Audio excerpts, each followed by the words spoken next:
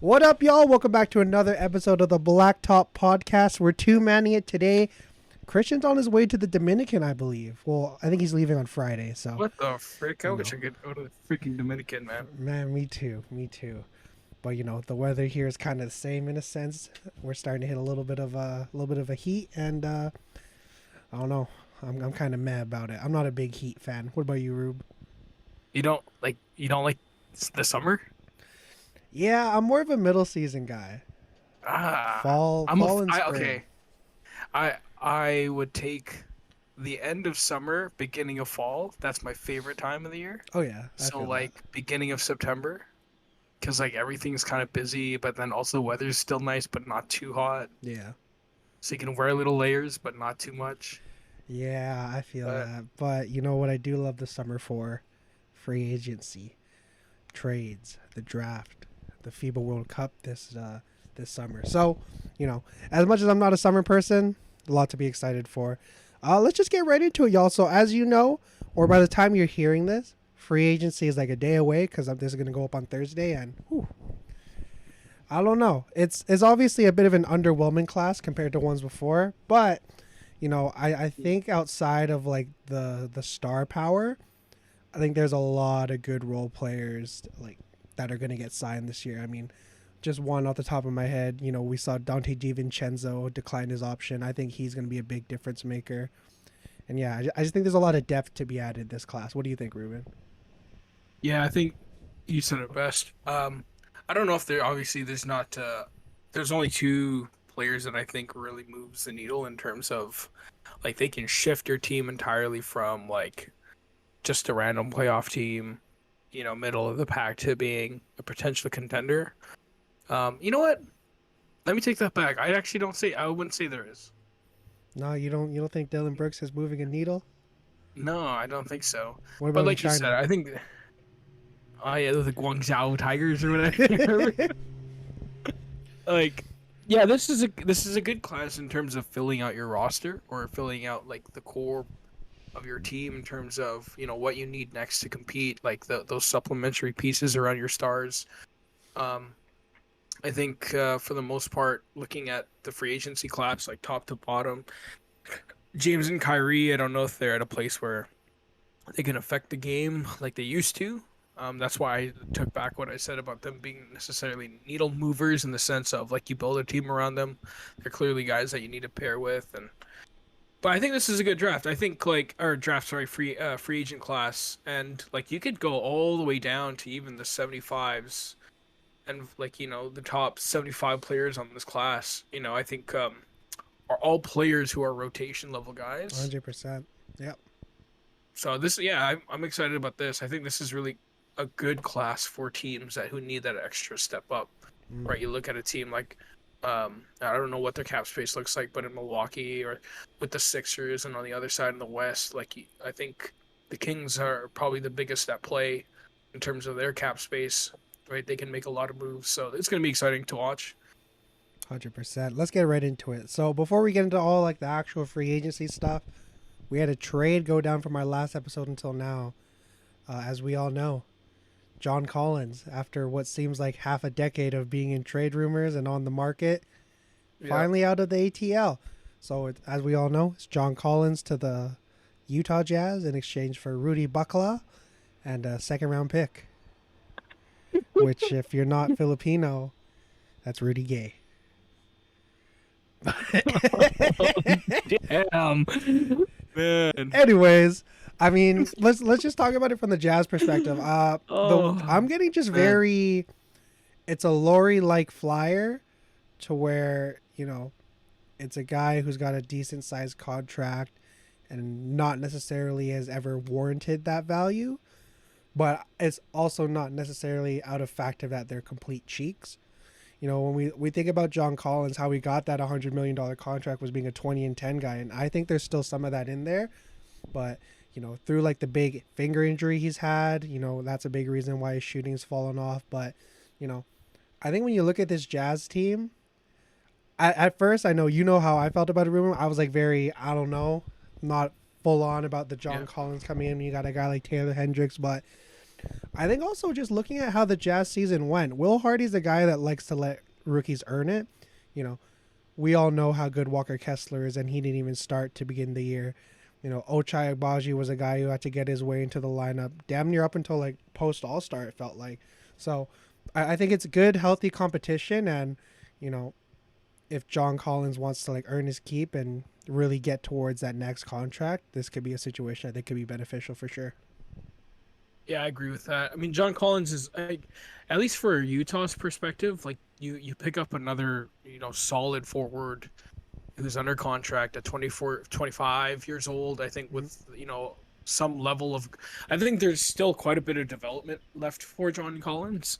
And I also don't think he was utilized necessarily right in Atlanta. I mean, like you said, the dude's been circled in trade rumors for like the last 3 or 4 years. Yeah.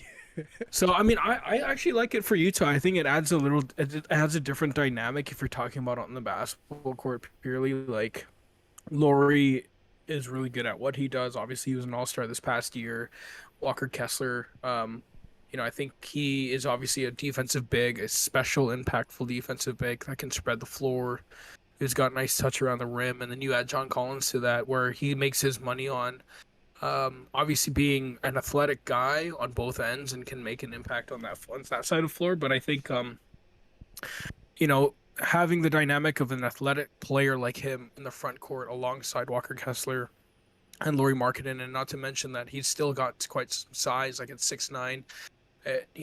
You could even say that they might be going in the same mold of what Denver is doing with a very long and big Good front point. court. Yeah. So, if you're looking at this team competing in the near future, I mean, this team damn near made the playoffs, right? I mean, and they're a very young team. So it clearly looks like they're going to try and compete at the same time, build around their core. And I think John Collins is a good addition to both of that. Um, for Atlanta, I think it's not a coincidence that they were trying to free up a power forward spot when you've been hearing that they've been involved in Pascal Siakam trade talks for like the last few months, and they've been trying to acquire Pascal, but neither does like Toronto doesn't want to budge, neither does Pascal, and he won't commit to signing long term. So, knowing Atlanta also, they had to drop the contract with the new CBA. Mm. So they're clearly trying to make a run at some major front court player there. And they also just made DeJounte and Clint Capella available for trade talk for conversations. So interesting times for Atlanta. I think it's going to be hard for them to retool that team, but I think this is kind of like the step in the direction of they've got to make something happen fast, or I think they blow it up altogether. I can see that. I think for me personally, though, after like thinking on it for a bit, I don't know if it's necessarily for them to gear up for something, but more so, I think clearing up space for a lot of their young guys. You know, Jalen Johnson's a guy who showed a lot of flashes last year.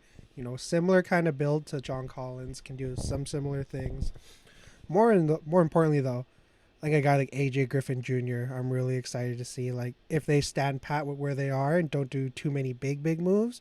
I'm excited to see what he could do. I mean, because as a rookie, almost shot 50, 40, 90, and you know, Yeah, and then there's a lot of repetition on that front court for Atlanta too. yeah, Like a yeah. lot of guys. This is like major logjam for the forwards. No doubt. And another guy, obviously, Onyeka Okongwu, you know, you spend a top 10 pick on him. He's been a bench Yeah, rider for the majority of, actually, for the entirety of his career. And then in the parts where he did start last year, he was very effective. So, you know, we'll see what Clint Capella is going to be on. But overall, I think when you look at the Hawks, as much as it is like the trade face value, it looks like you completely kind of shat it. You know, I think it's giving up a little to potentially get a lot out of three guys that could really play a yeah. big difference makers in this like retooling. But looking back at the Jazz, you know, if you look at the landscape of the West and we look at, you know, who they have, Colin Sexton, Jordan Clarkson's probably the biggest what if because like he has got a player option. But obviously you got Sexton, I think Taylor Horton Tucker just opted into his player option. Obviously got the guys like Keontae George, Bryce Sensabaugh, Taylor Hendricks. You know, I mean, how can we forget our Canadian boy, Kelly Olynyk, is going to be hooping his ass off in the FIBA World Cup. You know, Laurie. I think there's just a lot of guys there where, you know, It's almost like that Denver team we were talking about when it was the Brooklyn Nets this season post trade where Oh, like it's a post lot Carmelo of trade where they had a yeah, bunch of it's a different lot all. of ragtag Yeah, guys, you know. I think as much as Laurie is an all-star, I don't necessarily think he's like an all the way up there kind of guy. That's not to like put him down or anything like that, but you know, I will say with the All-Star game being in Utah, definitely played got a a big favor. part of that. But you know, I think it's just a lot of good guys who know how to play basketball, and I'm excited to see what Will Hardy's able to do with this roster. Do you think they finish? What would you say is their ceiling? Because I feel like the floor is pretty comfortably like some kind of play-in situation, whether it's 10, 9, 8, or 7. What do you think is like their Yeah, peak though, if everything's clicking? yeah. I think their peak is probably a 6 seed. I just think there's still a lot of youth on that team. I just don't think they have like that firepower because especially if you look at the West, right? This past year, there's a lot of juggling happening. Um, and granted, I'm talking kind of like as if like there's gonna be no injuries next year. So Mm, I mean, if the jockeying stays correct, this is a team that could move up and down depending on what happens with Minnesota. Um, do we really think the Chris Paul trade is going to make an impact on Golden State as positively as others think? Is a team like the Pels going to completely fall off, right? So there's a lot of jockeying in the West, but yeah, I think a 6 seed safe is where their peak is at, where I'd want to say, because I don't think by any means like this was a where did they finish this past year? 10th, no? I think Or they 11th? they Did they dropped to finish outside the play? outside. I think it might have been 11th. Yeah. But they were, yeah, so they were flirting with the playoffs and the play-in throughout the season. They dropped off near the end. If I'm not mistaken, Laurie was injured for a good part of the second half of the year. I Missed think a I think bit of that and they time. kind of like embrace the tank just a tiny bit just to ensure they're in the lottery. Yeah, but I mean, if it's a team that's flirting with the playoffs, I don't think they got worse with this trade. In fact, I think they got much better with John Collins. Mm, So yeah, I think we're looking at a potential playoff team. I like that. I like that. Let's head into the next session here. Teams to watch. So, you know, as much as there are a lot of bags being handed out, there aren't necessarily a lot of teams that can accompany those guys. So, in terms of looking at teams who have like a lot of money, here's kind of who was I able to look up. So, you got the Houston Rockets who have damn near 60 mil in cap space. Yeah, Utah Jazz 43 million in cap space. San Antonio Spurs 37 million in cap space. The Pacers with 32. Pistons 27. And I like to call this section teams to watch. The one I'm keeping my eye very close on is the Sacramento Kings because after yeah, unloading Rashawn Holmes, they have about I think the number I saw was between 33 to 36 million dollars in cap space. So, you know, yeah. which out of those teams do you think is gonna probably make not necessarily the most aggressive, but just someone you're keeping your eye on? Well, I mean, as a Raptor fan, you got to look at Houston because I mean, the number reportedly that they're going to offer Fred VanVleet is a 2-year, $83 million contract, and I don't think there's any other team in the NBA that's going to match that. Houston's so way under the floor that they have to throw money at someone, and if I'm Imi Udoka and I'm a Houston Rockets fan, I know Fred did not play to his potential this last year, but Toronto was not better on the floor without him. So Fred is a championship proven point guard with a voice in the locker room that I think is going to bring stability to all the madness and all the freaking immaturity that they For have in real, that I locker think I room. think Fred's like the perfect place Yeah, for Houston if he's looking at bag wise. Because I mean, like you said, those guys they might know how to play, but they don't know how to like live life as men. Not to yeah, like get into all that, but I yeah, agree. I mean, not only that, but I think you look at a guy like Amen Thompson, who's this like borderline generational level passer, borderline guard, or borderline like generational guard. And I think you pair him with a guy like Fred Van Vliet, who's gotten everything he's ever earned in the league. That's a good mentorship I can see happening. yeah. And I think with that being said, like the team to watch out for, why I said Houston in the sense is because they signed Fred. Now you've got a logjam at the guard spot. And I think like minutes and opportunity is going to be hampered. And I think they really want to invest in Amon Thompson. So you got to look at what a guy like KPJ is going to be valued at, and he could potentially be shipped out. I think they're going to stay put with Jalen Green because I think he made some nice strides last year or this past season. And I think Houston has enough cap space for obviously another player. Um, and I think if they sign Fred and they sign another piece in this free agent class, this is a team that again looks like someone that can compete for a play-in slash playoff spot. Um, do I think that the Rockets are going to go from being one of the worst teams to being a playoff team? No, I don't think Fred is that big of a needle mover, but I certainly think there's going to be a lot of stability.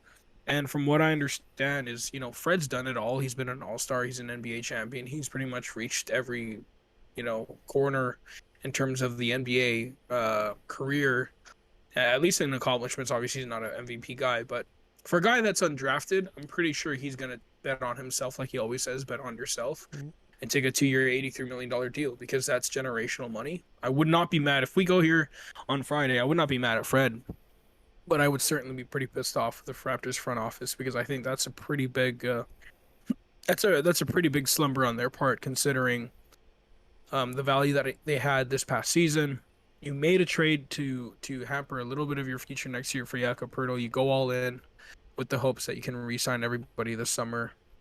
So if they lose Fred, that's a team I'd watch out for and say, if they lose Fred, you're going to look at them potentially retooling and shifting gears a little bit. I don't know if they'd rebuild. They absolutely don't want to, but I can see Pascal being dealt for if Fred opts not to stay in Toronto. Mm, I feel that. Yeah, when it comes to Houston, another person I'm hearing to them is potentially Brooke Lopez. Yeah. Obviously, as a Bucks fan, not a big fan of that, but I think just the amount of money, like you said, that they're so close to the floor, or so like below it or whatever it is, that they gotta throw some bags, and Well, that's an interesting situation because I need to ask you. mhm.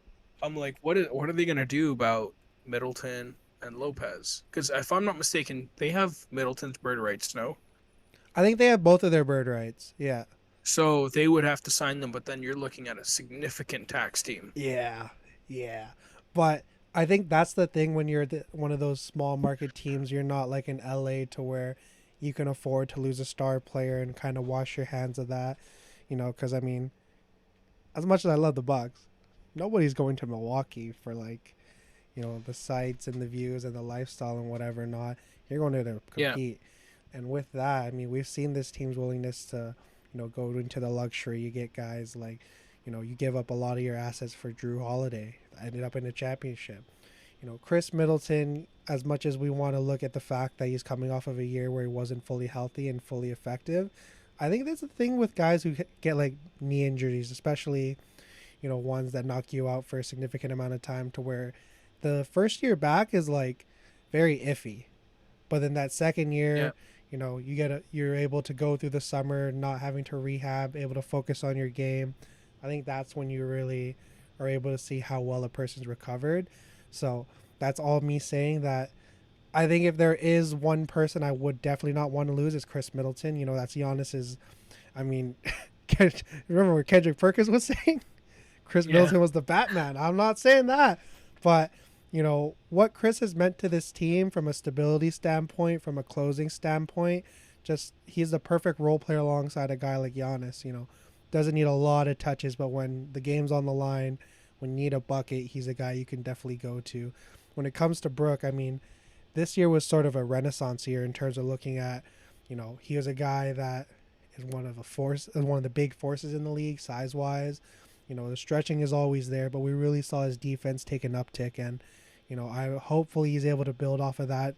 Hopefully back in a Bucks uniform, but when it comes to Houston, I mean, if you're able to throw that kind of money, I don't, I'm not mad at him going. And plus, being in like Texas, you're not too far from California. We all know how much the Lopez's love their Disneyland. That could be a big draw potentially, but I'm hoping they're able to retain both. But if there's one I'm willing to like lose out on, it would be Brooke. But yeah, Hmm. we'll see. I mean, I guess you can have Giannis cover some of the defensive, Yeah. obviously the role that Brick played, but that would that would honestly suck if you Oh, lose no doubt. one That's what I Brooke. wouldn't want to lose any of them. But Yeah, I mean, we've heard Brooks talked about how he would want to be a Buck for the rest of his career, hoping that that is cap. And I just think that when you're that old, it's kind of that middle crossroad to where do you want to get a bag or do you want to use these last few years to really buckle down and, try to get a chip? And when you look at Milwaukee, yeah, it was a disappointing season, but, you know, we always talk about injuries. That's one of the things that plagued them this year. Hopefully you run it back. I want to see them run it back at least one more time.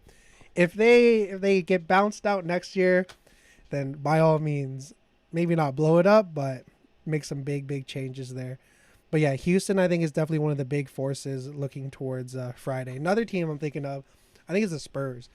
You know, you have Victor Wembanyama, obviously, the greatest prospect. Some people say all time, but when you look at this roster, you have a lot of promising pieces. The Devin Vassell's, the Keldon Johnsons. They had 3 first-round picks last draft, if I'm not mistaken. Now you're bringing in another guy.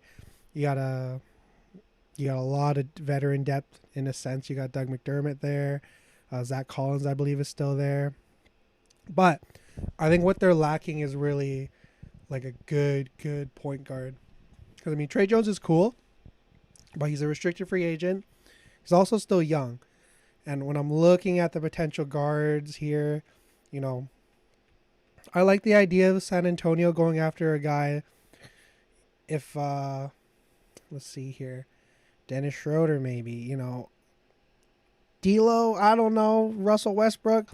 I like the idea of them going after one of these big name point guards to really, set Wemby up in the best situation possible. Westbrook, it might be a little bit of a stretch because he's going to want to shoot a lot more and plus being in a rebuilding situation. But I like the idea of San Antonio going after, a veteran guard who's able to coach up a lot of these young guys.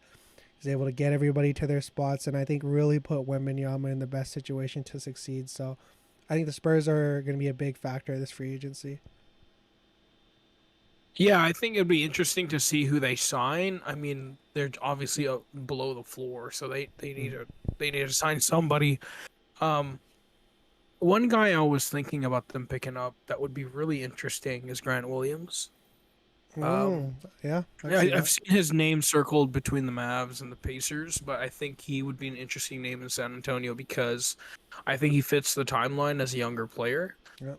But in the same breath, he still does provide a bit of a leadership or a voice, and he can take a lot of load off in terms of the defensive end from a guy like Wemby who will have to guard centers and bigger forwards and whatnot. And Grant Williams, that was his role until he was, from, in my opinion, I think he was wrongly placed in the doghouse over the playoffs. I agree with Um, that. Yeah. so I think it'd be interesting to see who else they sign. I think they were, like you said, Dennis Schroeder. They need. I think they should really look at veteran presence. I think a guy I was thinking about is Jay Crowder. Just veteran players in that locker room. Obviously, not necessarily needed in terms of the culture of San Antonio.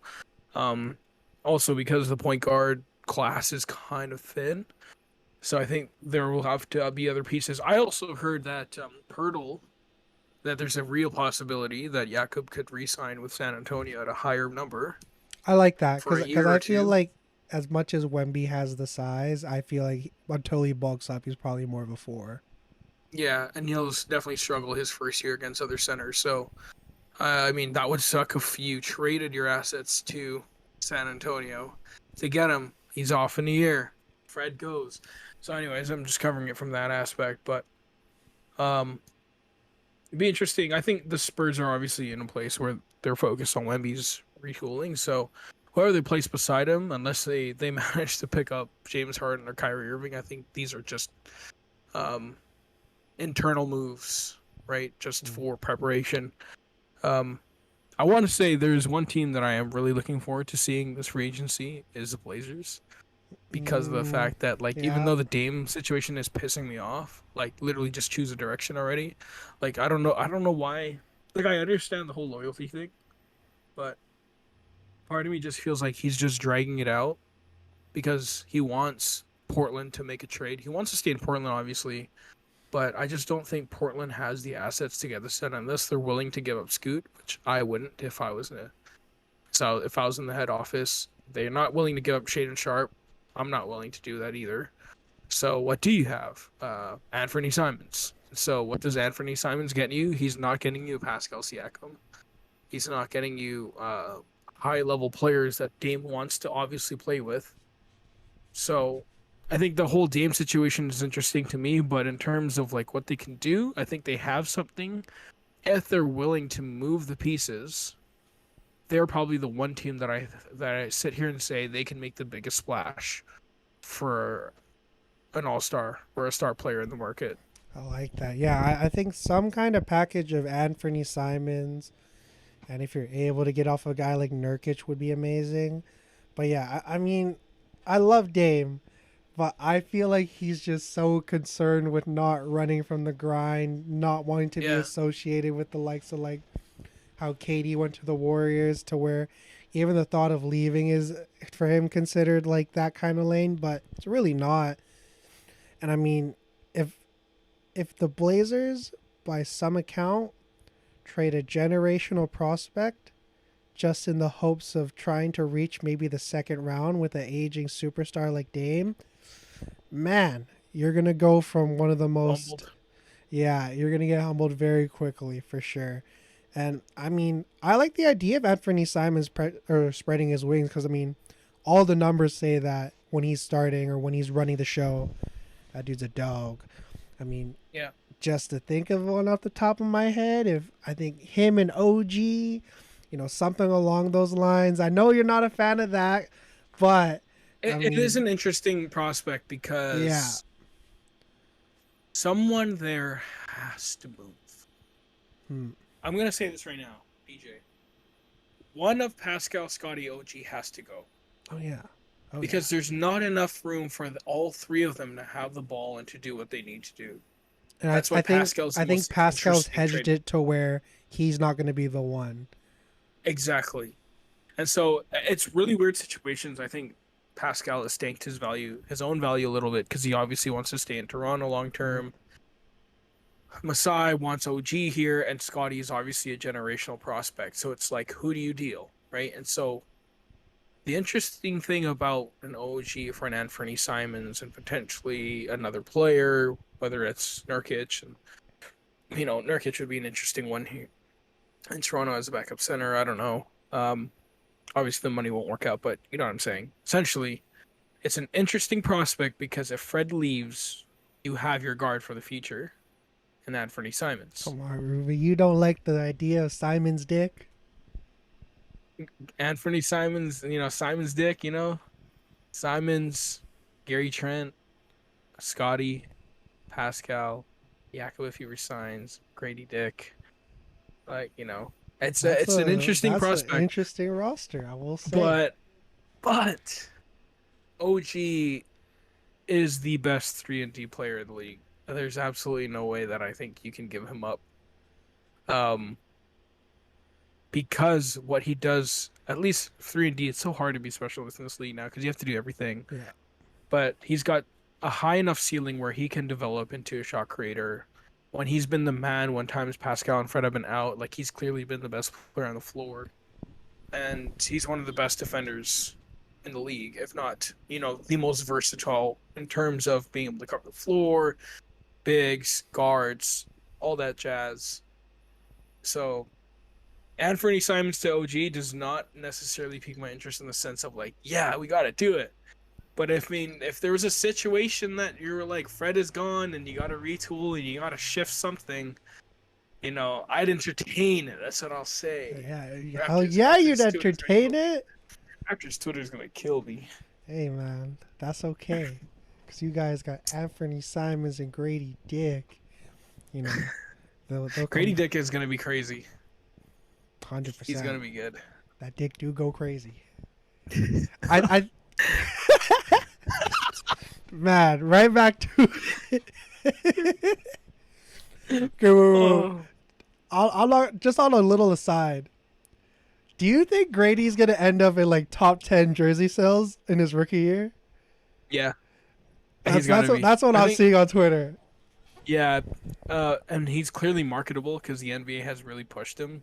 Yeah. I mean, him and Scotty, at least Scotty was marketed a lot in his rookie year. Grady Dick, if you saw some of the graphics that were used to promote the rookies, it was like Scoot, um, Wemby, His, I think, Oscar Thompson, Eamon Thompson, and yeah, freaking Grady. Grady Dick. He's taking 13th, man. You Where's know, you know Brandon why? Miller on that? It's cause of the draft suit. I'm not gonna lie. I thought it was ugly as sin. But looking back, you know, Sure. him being from Kansas, it's a nice little I don't know, Yeah. reference, whatever it may be, but I think it's And one he's of those wearing the same colors as his team. it's so bad it's good kind of thing. Yeah, yeah. And his personality is so marketable. Yeah. Um, like it literally reminds me of when Scotty got drafted. He wasn't dancing or anything, but like Grady Dick was clearly an eccentric kid. You could see him. He's Yeah. loud. He's proud. He's open. Like, and that's the same thing about Scotty. So The dick I don't is know, out. man. I feel like the dick is out. Hey, Gotta love that dick pic. 100%, man. Dick pic going Yep. down. Can't wait to see Dick it. from Dick from 3. Oh, Dick penetrated to the rim. That's a good penetration by Dick with Dick the right there. good D. That's some good penetration by Dick right there. The That's a way good D by Grady's Dick. able to suck in the D, that's why they call him the big dick. You know what I'm saying? I swear we're gonna get one of these compilations. Like we're gonna Oh, get one of these compilations this year 100%. where it's like it's just or one of these guys like you know those pretend broadcasts like Oh, it's yeah. like Brady Dick down penetrating down into the hole Oh, yeah. with the slamma jamma. Oh wow, Dick with the jam. Oh, my god. I can't wait. Matt. We're so mature. I swear to True. God. But you know why? This is why I say this. I can't wait to see the TNT crew try to do some quick little highlight reviews. Chuck and Shaq are the worst. 100%. They might be like, yeah, you're not allowed. They might ban Toronto from ever getting that time. Because those are the worst defenders you can play against. Because if you can feel their bodies. When you feel their bodies, when a dude's banging on you, you pass it to the dick. When the dude's banging on you, banging and banging, you know, those are the worst defenders to play against, actually. Because when you can feel their bodies and you see Shaq going,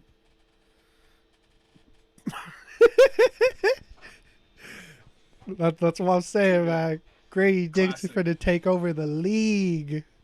oh, yo, I still remember one time. Sorry, this is so random. I still remember one time. They were just randomly, they were like, oh, yeah, blah, blah, blah. And then Chuck was like, speaking of coming. And then Kenny Smith was like, oh, wait, what? Whoa, what are we talking about? Oh, man. Oh my! Grady Dick, you're going to open up a can of worms for every I broadcaster this can't. year. I can't wait for summer league. It's gonna be a great time. Need Richard Jefferson on the call. I think he's going to have a lot of fun with it. Yeah. Oh man, I'm excited. But getting back on track after that little, probably like 7 minutes aside or whatever. Sacramento's another team I think I'm looking at to where Yeah. I think they're a few pieces away from really making some noise, and they already did. I mean, we see the Draymond rumors. I don't know if I necessarily believe those, but you know, having 30 million to play around with, I hope though that they don't just spend it on one player. That's what I will say. I hope they're able to spread that out to hopefully, you know, two solid rotational guys. Because I mean, you're bringing in a guy like Colby Jones. I think your guard plays somewhat solidified, but then now you're kind of looking more at the wings. If you're able to, like you were saying, if you're able to bring back Harrison Barnes on a team friendly deal, that would be amazing. But I mean, their team, I think this offseason is arguably maybe even outside of maybe last year during the trade deadline, this might be kind of when you look back on it, one of the defining moments for the franchise as a whole. No doubt. Yeah, I think that you said it best. I think if they are going to spend all their money on one player, it's probably going to be Kuzma. Mhm. But there is a scenario here that I thought would be interesting. If what's the approximate amount? 30 million. I 33? think that's how much Kuz wants. Yeah. So, and I believe that's what Sacramento has open currently. No, 30 million. I think you take a flyer at Bruce Brown. You're giving You take Bruce a- Brown 30 M's? No, not 30 Oh, M's, yeah, because yeah, you're saying the other scenario is you don't want to use up the full 30 on a player, yeah. right? So I think Bruce Brown is probably going to demand anywhere between 12 and 18 million a year. Mhm. And then you take a flyer on a guy who, when not injured, actually had a really good season this year. You look at Kelly Oubre, Yeah, I was gonna say that's another guy I think is gonna be right? like, And mm, I think they needed dynamic wing scorers, some athleticism. I think Bruce Brown is a playmaker. We saw when he has the ball in his hands this past year how good he actually is. Like Bruce yeah, Brown really is a solid player. Like he's a very good basketball player. Like he's a hooper. Like the dude can get to the rim. He could clearly shoot. He could play make. He could create, and he can defend multiple positions, and he can rebound. And I think Kelly Oubre is somewhat in that slot where you can bring him off the bench. He's a guy that can hit the three, create shots. There's length for him to defend. I just like the fact if they go on a younger route as well. I mean, Harrison Barnes, if he resigns to team friendly deal, I think that's really important for them to bring him back anyways for that continuity. yeah. But I mean, Bruce Brown and Kelly Oubre is not bad. I think that's an upgrade right away if they're That not would looking to be spend that full money. But that would be a masterclass in GMing. I can't lie, yeah, man. and I don't think Kelly Oubre is going to demand significant money this year because of the Yeah, I fact think that him and like Bruce are probably both around that like 13 to 18 range. exactly. So I mean, that's money well spent right there. Mm. Two very very good like solid valuable rotational players. So Yeah, and I yeah, I mean, think Sacramento for me is number one on my list right oh now in yeah, terms of like what they can do. I mean, looking at, I believe also they had the bird rights on HB, so that 33, Yeah, 36 can definitely go towards strictly, new guys. But I mean, yeah, I think that's probably, I would assume, majority of people who follow the NBA very closely. I think Sacramento is definitely probably the team you're most got your eyes set on. But moving on from there, before we get into specific, this player, where you think they go, let's talk about some deals that have been signed. First one, Nas Reed, 3 years, 42 million with a player option. Can't lie, yep. you know, Minnesota can't afford to really lose any of their assets. Nas Reed especially, because I mean, when you look at like his ability to really impact the game, I think he gives the Timberwolves a really, really good really good alternative look to when you have the Cats and the Goberts on the floor. Because I mean, when he's starting, dude's a dog. Not saying he's gonna do that, but I mean, essentially, if he doesn't play to the value, 3 years at 42 million, not bad at all. Because I mean, the role he plays, I think, is very essential to that team. And like we said, or like I just said, they can't really afford to lose anything. And you pair him alongside with like, I don't remember what their bench was really looking like, but I mean, Nas Reed, I think that's a big steal of a contract. That's what I'll say. Yeah. Yeah, I think he was going to be the one guy that was going to had a lot of suitors early in free agency. Yeah. Also, doesn't 42 feel a little short? It does feel Right. short. I think that was a good deal. It also has the fact to do with on any other team he's probably a starter, Mm. but I mean considering what they got in Rudy Gobert, he's going to be playing behind him and Cat for a while. Um, I think Nas Reed, it's a good number regardless because you already know what he's capable of doing, and which is starter level production. And then obviously, he's a player that can step in and start and produce. So yeah, it's good money. Clearly short, but if you're looking around the league as well, I mean, he's probably got the same amount of suitors as almost every team, is looking for in terms of the cash that he wanted. Oh yeah. So Oh yeah. good extension. Good extension for Minnesota. I think that was the one win that they've had in all of their past few moves. Hey, I mean, this offseason already kind of off to a sneaky start. Yeah. Leonard Miller, crazy steal. This move, and we'll see how the rest of it shakes out. Nikola Vucevic, 3 years, 60 mil. I mean, I can't lie, man. He loves DeMar way too much. Just get your bag, Vooch. This team's going nowhere. Yeah. Yeah, I mean, 3 year 16 million is also what I would say is right for Vooch You don't in think terms of anybody would up to like about that 25, borderline 30 range? well, I think teams would have. but I think this is probably the best situation for him in terms of Okay. like where his role is as a center. I don't think he's a very good defensive center either, and I think he kind of knows that. But for his production, I think as a team like Chicago, like I'd be pretty happy that he's signed for the next 3 years at $20 million a year. I mean, it's a. I mean, if I'm Chicago, I'm kind of like, all right, this is a great signing, for a pretty fair deal.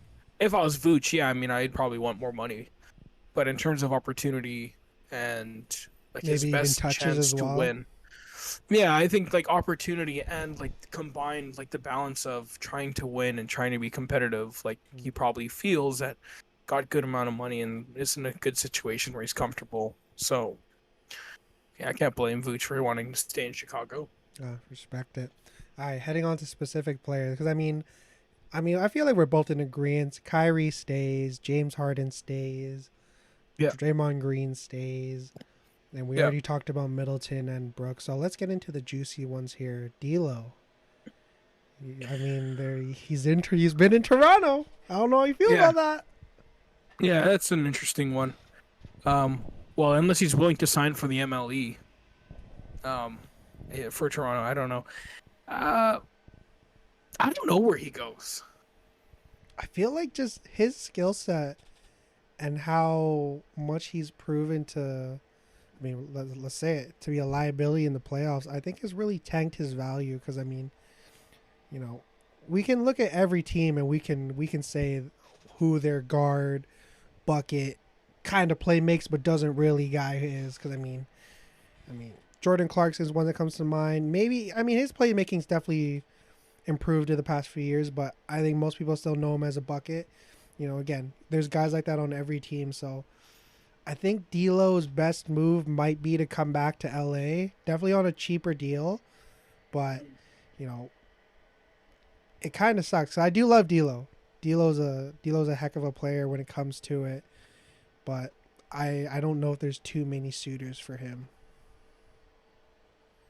Yeah, I can't. Yeah, I can't think off the top of my head of a team that is probably going to sign D'Lo to the money that he wants and or the opportunity he wants, Hmm. um, without having to take a hit on one of those two things.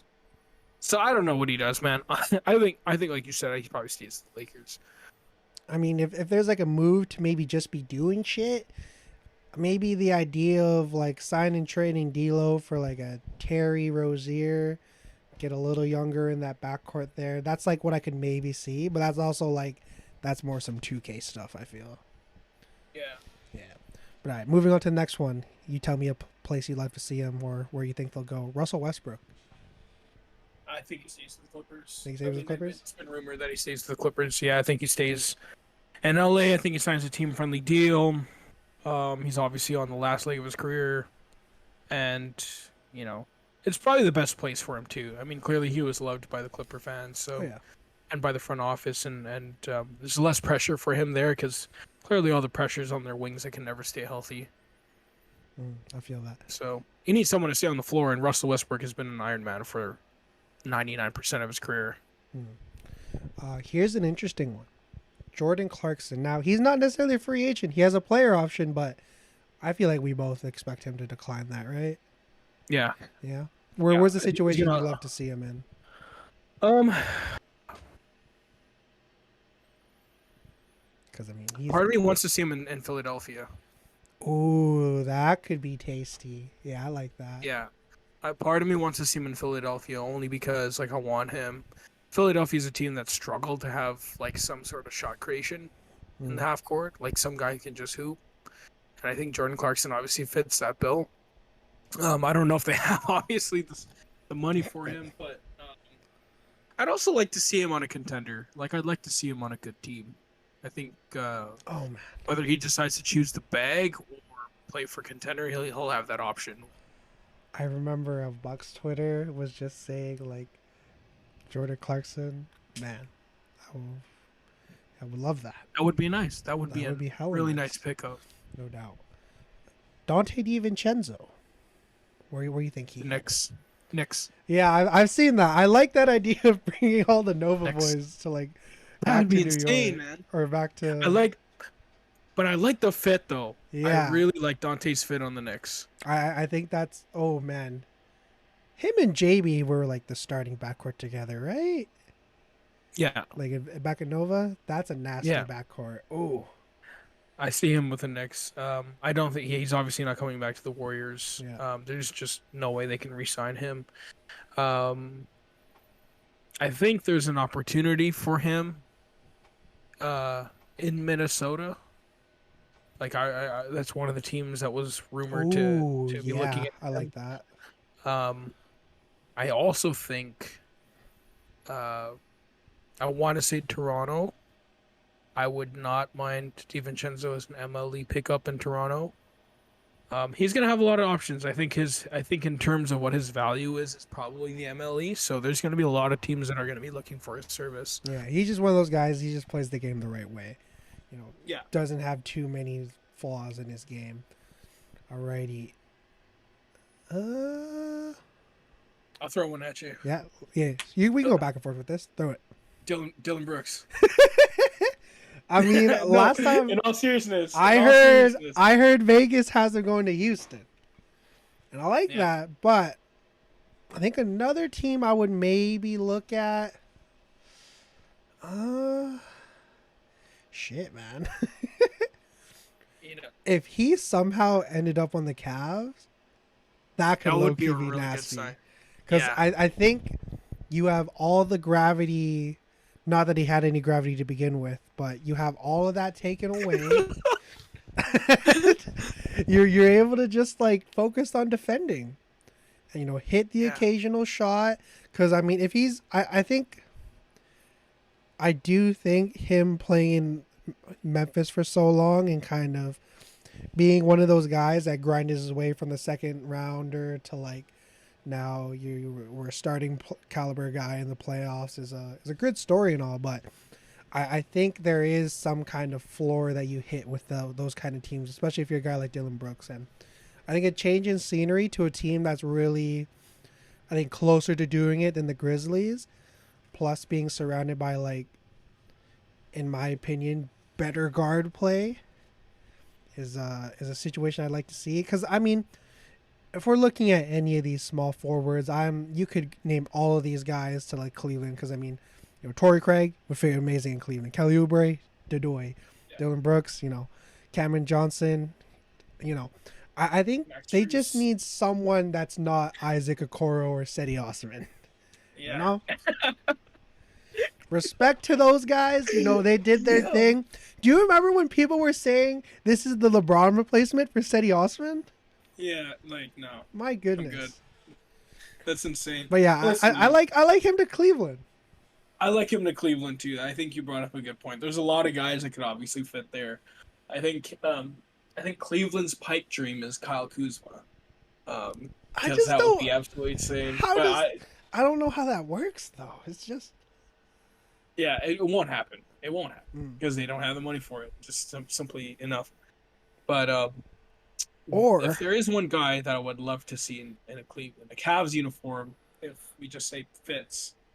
Like, I think the perfect fit there would be Josh Hart. True. You know who's another guy I think would be really good there, Ruben? Guess.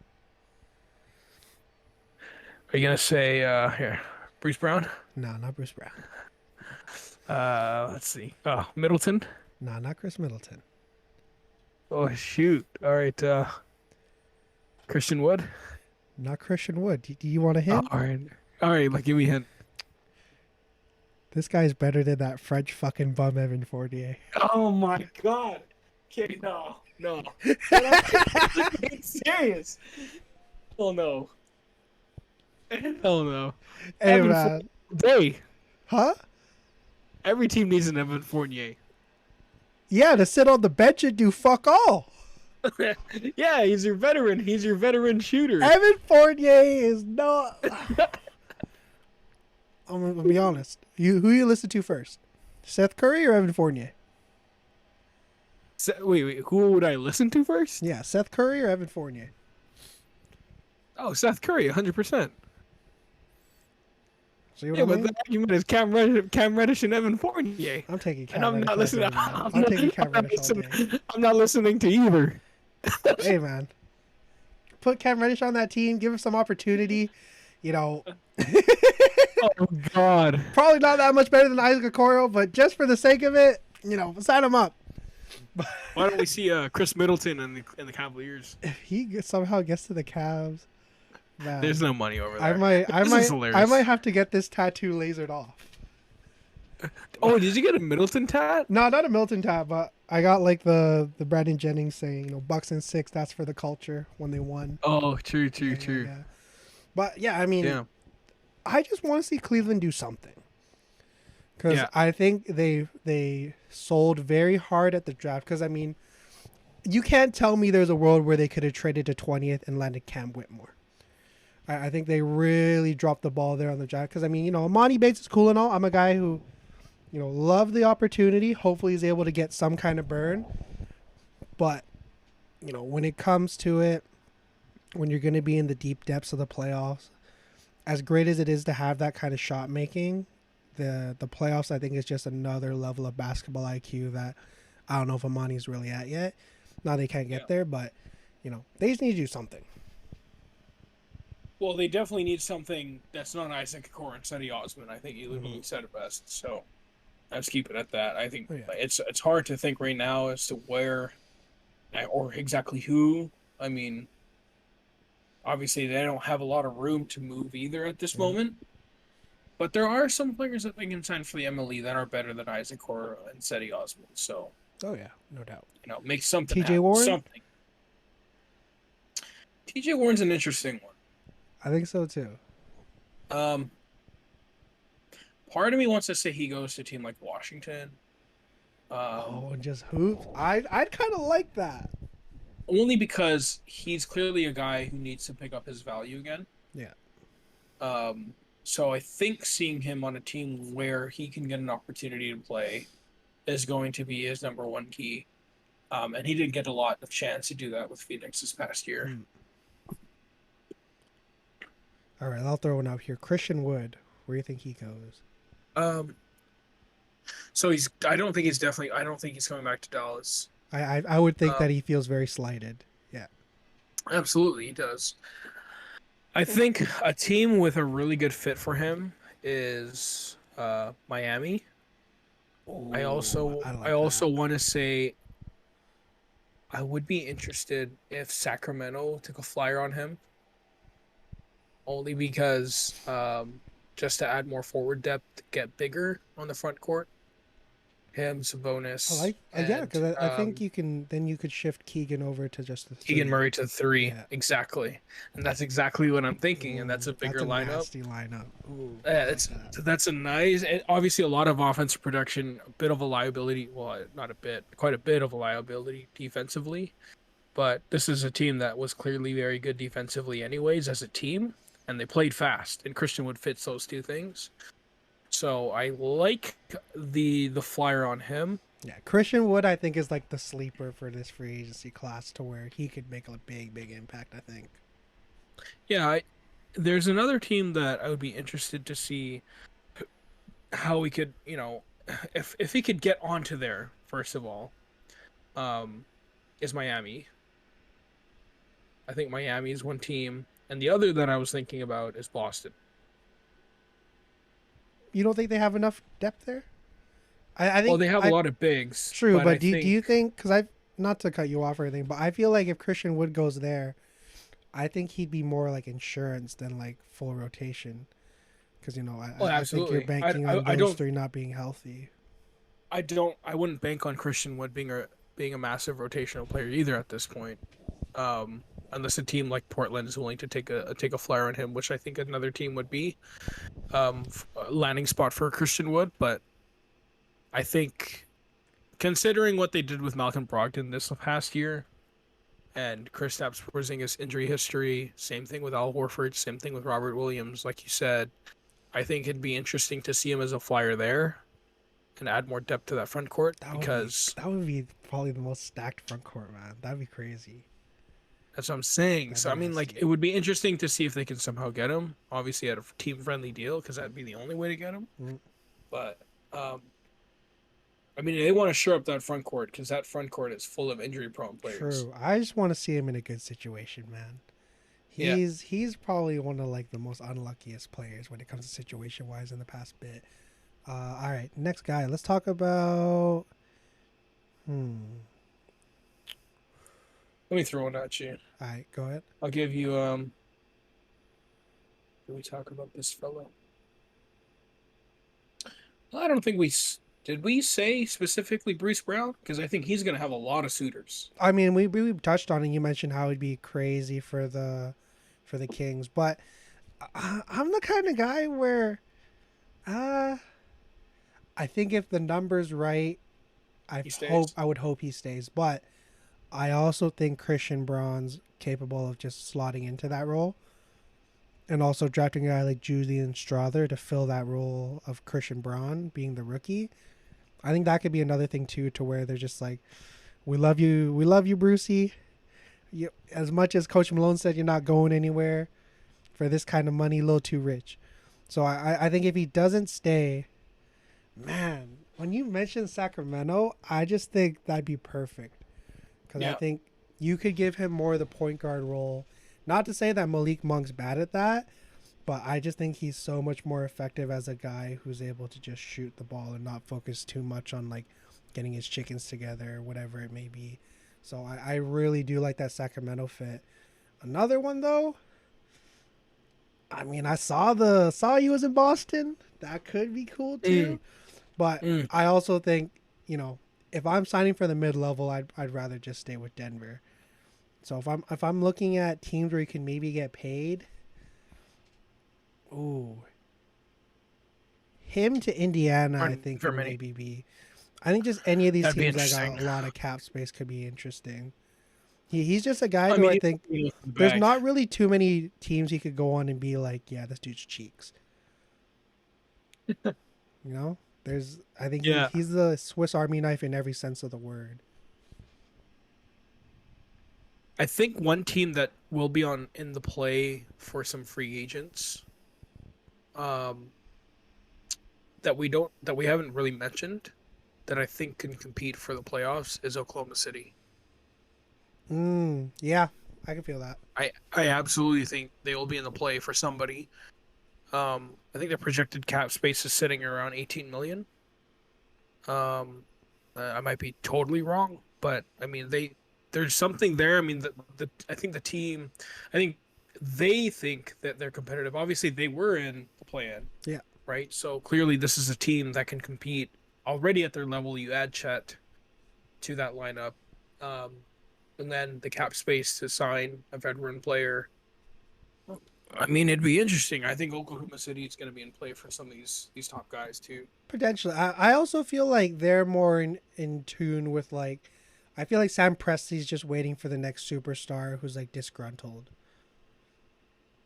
Yeah, I I mean, think they if have all he's the willing to assets to open do that, it. yeah, they also have the cap space to sign someone and still make the trades if they want to. Yeah.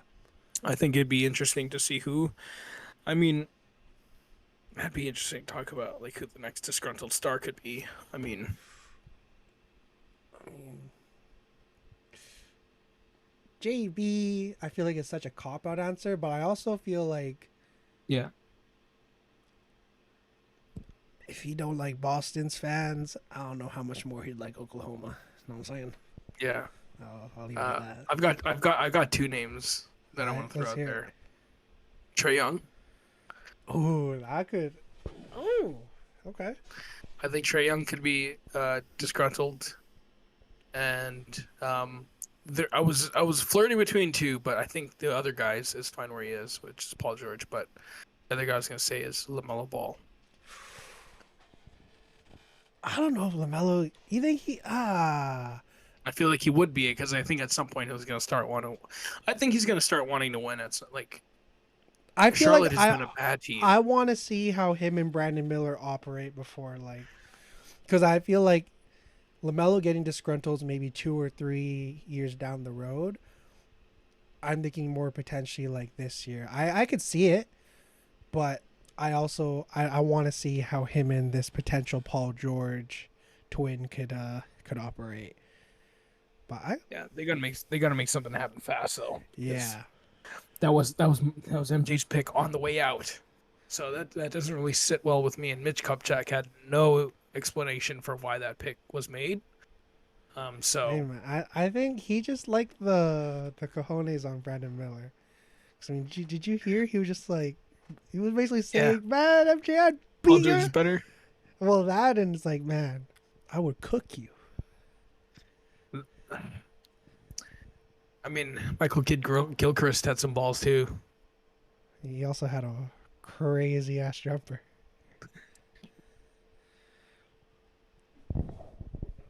How's that even comfortable? How do you shoot a ball like that? I don't know. I don't know. But Okay, yeah, wait. I mean, I like the idea of them kind of staying put because I Yeah, do think you're at the point now to where you have a good core, and even though you're bringing in the Case and Wallace, we're also remembering that they're bringing in Chet this year, so yeah. that team is going to be. That's probably like if there's a team that's on the hunt for being like from worst to first, they're probably top of that list. 100%.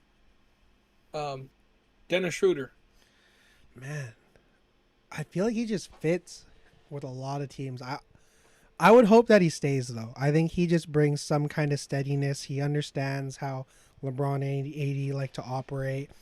You know, he was another guy that was like he's had a good resurgence because I mean he's come a long way from turning down ADMs. Now, he's Yeah, not getting that, but I don't know if there's necessarily a situation that's as big of a fit and as big of an opportunity as it would just to be to stay with the Lakers. What do you think? just tell him not to fumble the bag again. Straight up, just tell him not to fumble it again. True. You said Schroeder to Spurs. That piqued my interest. I like that idea. Yeah. I like Schroeder in Toronto, especially as an Emily guard. I like Schroeder in Minnesota. I like that because they obviously need some solid guard play. Um, I think a team like Miami, because considering Gabe Ooh, Vincent as yeah. well and Kyle Lowry, it doesn't seem like he's going to be sticking around. If anything, he's going to be trade bait and or waived. I think Dennis Schroeder is also a really nice pickup and fits what they do as well. I think you would want to sign Gabe Vincent regardless. I think that's their number one priority, but Dennis Schroeder would be a really nice backup option for Miami. We haven't talked enough about Atlanta. I don't know if I'd say that him going back to Atlanta, but depending on what happens with DeJounte Murray, that could be an option where because they clearly like to run that two guard. Yeah. And Dennis Schroeder is a guy who likes to play with another playmaker, and I feel like he'd be a good fit beside Trey Young. So that would be I can see interesting. that, but I also want to. I don't. I'm trying to see Kobe Buffkin hoop this season. And I think that's why they're looking at trying to trade DeJounte Murray. Mm. So, we'll trade you guys Gary Trent for DeJounte Murray if you guys want that. Yeah. I'll be happy with that. I know how you mentioned Miami. Another player I like to see them pursue, Kobe White. I think, played really Yeah. well to end the season. He was able to kind of at least put some kind of doubt into this whole narrative of like he's not really that kind of guy when it comes to Chicago's future. Now, I think he's also played himself into a situation to where Chicago would match anything, but if there's like a new situation, I'd love to see him in because I mean, we all understand what Miami needs. It's all cool when you can shoot the threes, but if that's being clamped down and you're not able to create in space, not too. I mean, we saw how it ended. I think Kobe White's the guy who could alleviate some of that pressure. But Yeah. yeah, to end I it think off. Go ahead. Go ahead. I was gonna say one more team Yeah. that could be in the play for another guard is Memphis, and I like Dennis Schroeder or Seth Curry Oh yeah, in Memphis. yeah. I think just some Because kind of good game manager. yeah, exactly. Or if they have Seth and have him, spot up and shoot. I think Marcus Smart is pretty good as a primary playmaker. Mm. But obviously, you would stagger the minutes between him and Ja. But that would be interesting. I think Dennis Schroeder, good game manager. Seth Curry, obviously sharpshooter, who can run an offense. I think that'd be interesting to see from Memphis. No doubt.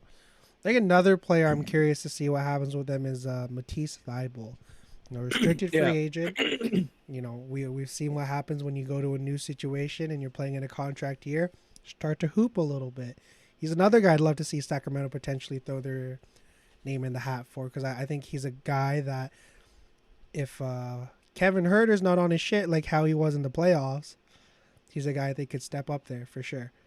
And Yeah. he's just a guy I think I definitely don't want to see him just buried underneath the depth chart for any other team. I think he deserves quality minutes for sure. I think I could see him in Washington. Yeah, that'd be I could see him in ooh. Washington. Him I and like him in Detroit and as well. Denny would be nice. Ooh, Yeah. Matisse is another one of those guys to where I think you throw him in almost any situation and he'll make it work.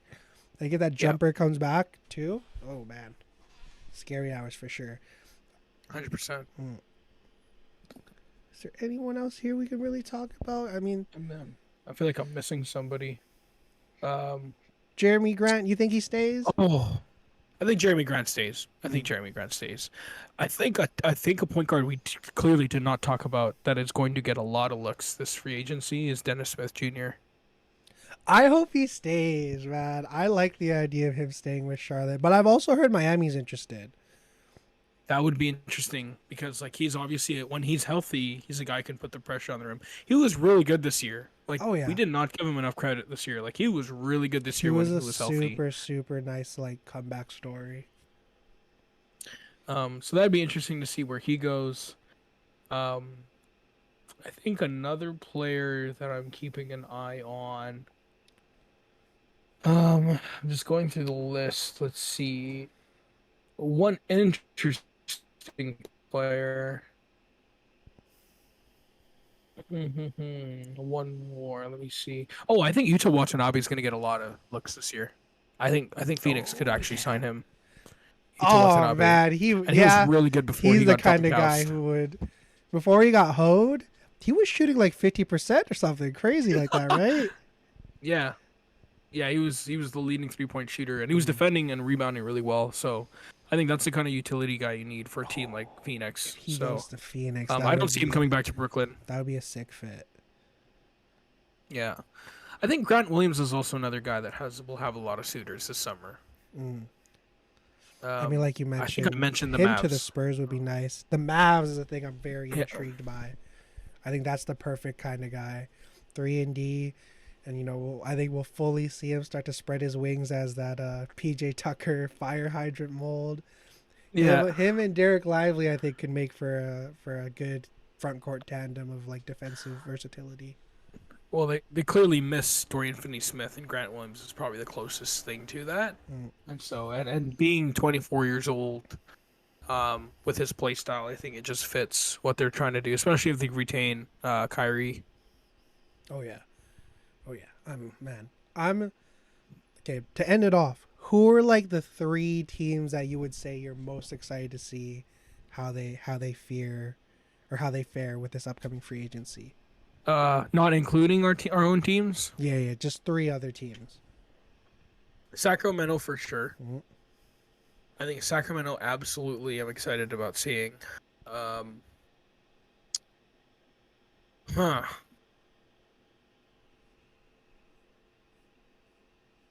Yeah, there's a lot of Golden good- State. Oh yeah, okay. Golden State. Because I absolutely think that Mike Dunleavy Jr. is going to go in there and look and shop Kuminga and Moses Moody's value. So I definitely think the Warriors will be an interesting one to watch. And I want to say Cleveland because we've been talking about how they have that hole. And Brian Windhorst came out recently and said, like, there's something going on in Cleveland that I can't talk about. Remember, he's the same guy that did the whole thing with Rudy Gobert and he's called out multiple things before they even happen because without actually saying anything because apparently it's like he can't actually say it. So apparently something's happening in Cleveland. That is what I want to look out I've for. heard DG. I really hope that's not true though. Draymond Green? No, like Darius Garland. Getting traded. Yeah, I saw multiple trade rumors for him, but I don't understand that. Me neither. I think that's just smoke. I think that's stupid for trading Darius Garland Oh, because then 100%. who's your game manager? 100%. I think if there's anything they're doing in terms of a big move, I would think it's making Evan like a full-time five and moving off of Jarrett. Moving at Jared Allen. Yeah. Yes, I was thinking the exact same thing. Yeah. Because Jared Allen's got quite a bit of value, so that'll be interesting. I think if they do Mobley at the 5 and they get like some solid wing player. Ooh, be scary hours. So who are your three again? Sacramento. Sacramento, Golden State, and did I say a third one? I Cleveland. said Cleveland. Well, I said Cleveland. Yeah, Cleveland. I like that's a solid three. I think for me, by default, Sacramento, of course.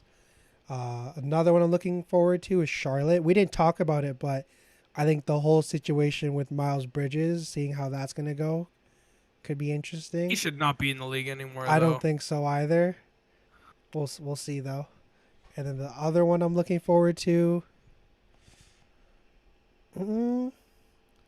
I'll say Indiana, because I think they have the opportunity that's to a good one. retool and be really really good heading into this season. Because I mean, their front five or their starting five I think is gonna be elite. You got Tyrese, Benedict Mathurin. Oh my goodness, Jarris Walker you just drafted, Miles Turner. Miles Turner, and then who's like the oh my why am I oh Buddy Hield. He's probably Buddy more your Hield, two. Yeah. So I think having that starting five is crazy. And then you got Nemhard on your bench. Oh yeah, Nemhard. Yeah, My goodness. our Canadian brethren. Can I say something outlandish right now? Say I'm gonna it. say something like kind of hot. I think this is a league. We're currently in a league, and this upcoming season, depending what happens as free agency, that the worst team in the league, like San Antonio or Houston, could be a play-in team. I think every team. I know it's like kind of a cop out to say this, but I think every team next year will be in contention for a play. Yeah, I feel that. I don't think there's any team that's just like completely directionless. doo-doo. Like outside of it's true. injury, if every team stays healthy, this could be a crazy, crazy season, which is amazing because I mean, as we've always been saying and as everybody's observed, parity is continuing to increase and increase, which is amazing. And that's what you want, right? Like you Mhm. want teams that are competitive. And if you see a team that's like last in the league, but they're 2 games out of like the 8th spot or the play-in spot, like that's good because then teams really have to fight every game and every regular season game counts. And that's never really been the case in the past. With that being said, sorry, there's one more team that I want to say. Orlando is going to be interesting. I hope Because Orlando they are stays locked down in the guard. stays pat for majority of it. If anything, I hope to just add like a Udonis has them kind of guy. Like They've got a expected to logjam play at the a guard lot of- position, though. Yeah. So I think you've if gotta you're make a looking at, decision. we can probably talk about it another time, but we're looking at players that could get traded during the trade deadline. Depending on where Orlando's at and how he plays, Markel Fultz is a guy I could see on the move, especially since you just drafted a guy like Anthony Give him to Black. Toronto. Come to Toronto. Come to Toronto. Markel Fultz. Ooh, that sounds like a good fit. But with that, Ruben, any last things you want to add? Grady Dick will win Rookie of the Year. Woohoo! Bite it on that dick, baby! But anyways, Way. you're riding what? Hell no, I'm not saying it. You're riding what? Man, even if you said his first name, it sounds so bad. I'm riding Grady all the way. But anyways, Q or just stay locked in on Friday because that's going to be a crazy time, no doubt. I think a Make superstar is getting traded Oh, on Friday. I think a superstar is getting traded. I need some spiciness. I think for sure. But with that, stay safe, stay blessed. We'll see y'all soon. Back shots. Grady Dick. Ah.